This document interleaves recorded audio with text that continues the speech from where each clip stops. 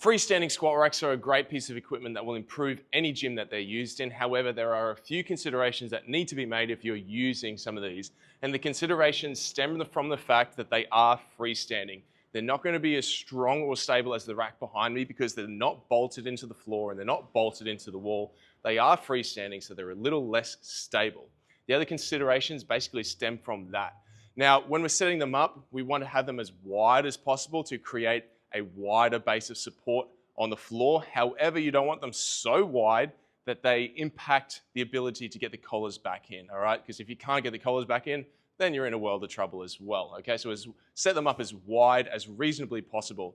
That goes into the next factor. Because they're freestanding, they've got these feet or this base at the bottom of them that does stick out. So when you're walking out or walking back in to unrack or re-rack, you do have to be mindful that you're not going to trip or clip these bad boys, okay? So that is a consideration that you need to be aware of, and you need to be paying attention to what you're doing, even if you're just starting or finishing your set.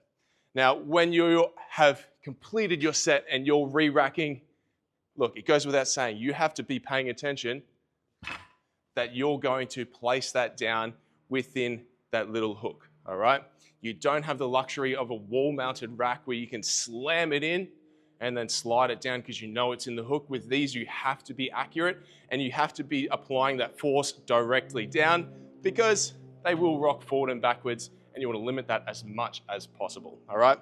Now, if I'm using these in my gym, most likely I'm going to be having people use them that know their way around a barbell, can be aware of their surroundings, and can be aware of what they're doing with their training, with their bar.